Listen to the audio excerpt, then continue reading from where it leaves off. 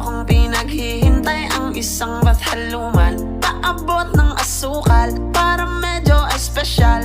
Gusto kong matamis tulad ng ngiti ni mahal. Ngayon all goods na, sakto yung dala kong pera.